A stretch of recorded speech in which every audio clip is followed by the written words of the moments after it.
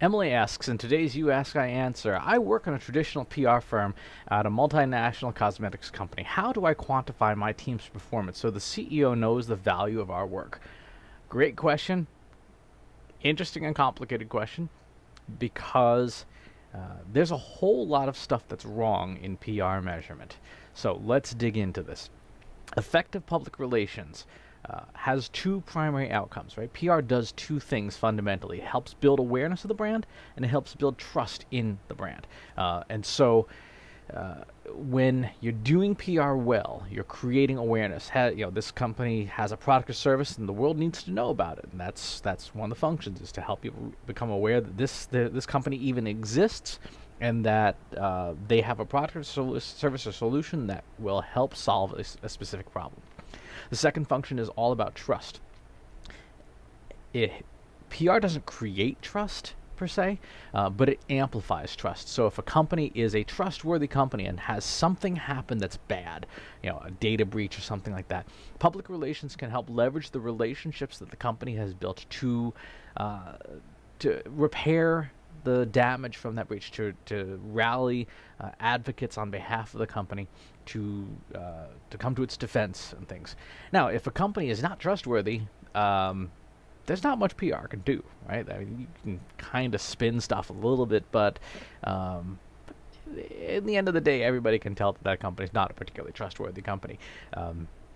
Look at what's happening right now with some of the different technology companies in Silicon Valley and their reputations.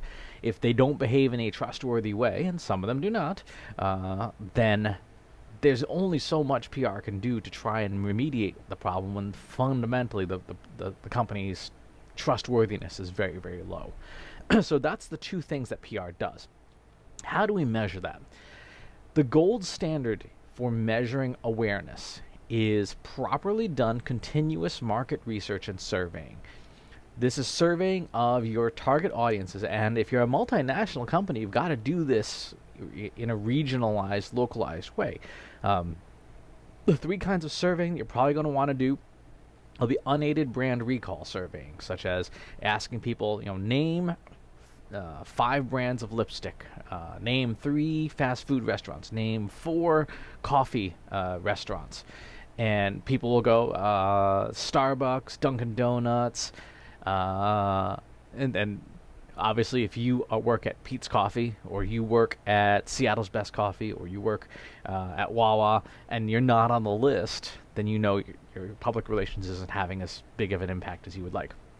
The second form of surveying to ask people is purchase intent. What is your intent to purchase? A box of French fries from McDonald's in the next 90 days, very likely to not likely at all, and measuring that. And the third is recommendation intent.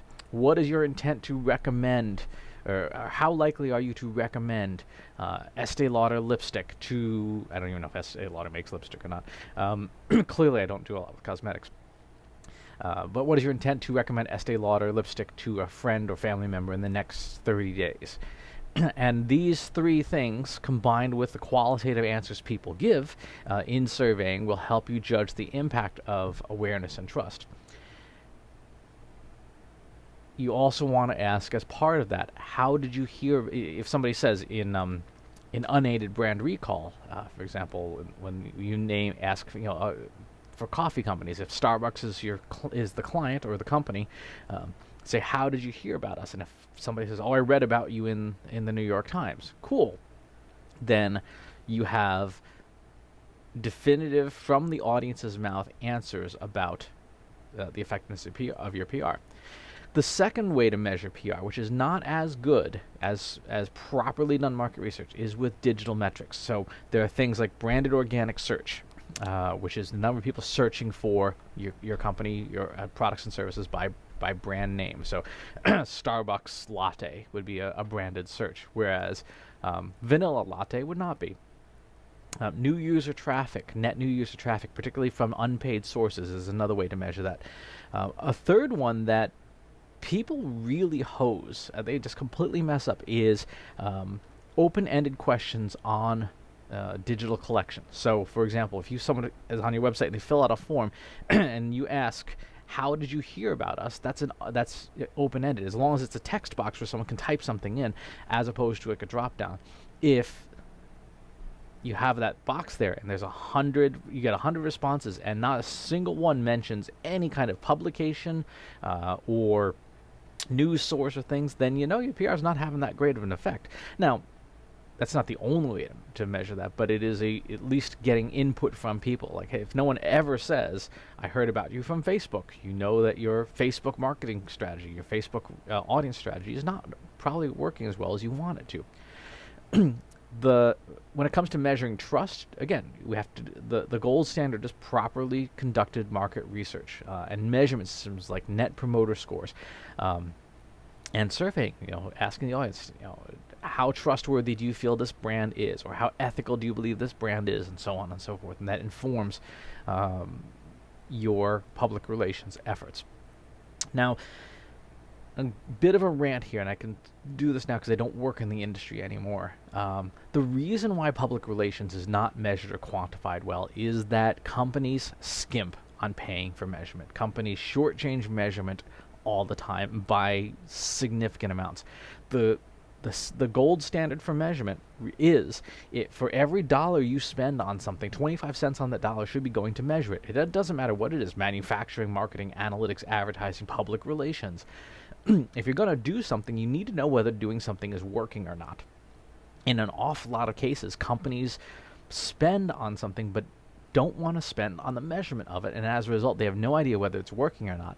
And then public relations professionals, in-house or at agencies, are scramble to assemble these different baskets of metrics, and it's the best you can do, but it's not great, right? It's not a good system of measurement, because you're trying to piece together a story with the analytics you have that may not tell the whole story, or may tell a very diluted story. For example, branded organic search can be driven by a lot of things.